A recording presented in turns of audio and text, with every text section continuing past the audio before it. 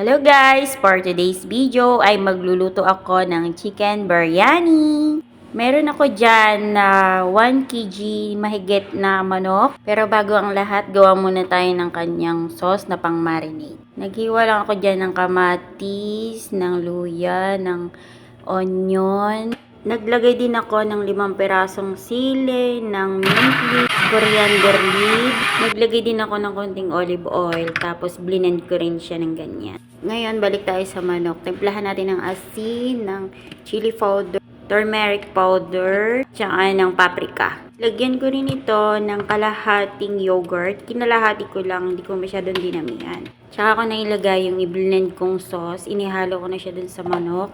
At nakalimutan ko nga pala lagyan ng biryani powder. Muntik na talagang makakalimutan. Buti na alala ko. At ayan, hinalo ko na lang siya sa hot. Siyempre, huwag natin kalimutan lagyan ng rose water at ng saffron kasi yan ang magpapalasa sa ating biryani mamaya. Bago niyan ay magprito muna ako dyan ng maraming sibuyas katulad niyan na parang nagba-brown na. Siyempre, nag-prefer din ako dyan ng panglagay natin sa ating basmati rice. Lagay ako ng laurel, ng cloves, ng cinnamon stick, at ng cardamom. 4 na piraso. Naghugas na rin ako dyan ng basmati rice na nahugas yan kasi para matanggal yung lasa niya. Siyempre, wag natin kalimutan gumawa ng sauce ng biryani. Yan, at kumukulo na yung mainit na tubig para sa ating basmati. Nilagay ko na nga pala dyan yung mga pampalasa sa ating basmati rice. Ayan.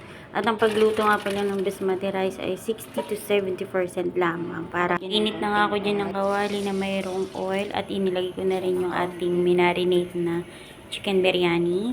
At nilagyan ko rin siya ng tinost ko na onion. Lutuin lang natin ito ng 15 to 20 minutes. Okay na to. Hantay lang natin siya lumambot bago natin siya iniinin kasama ang ating kanin.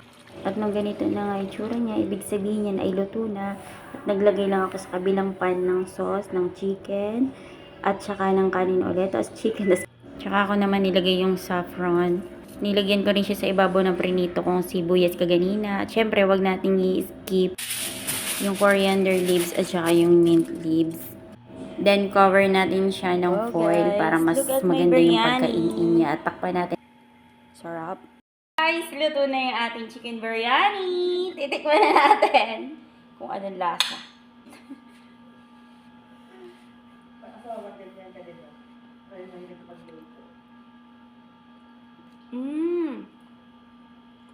Sarap. Ang sarap, guys.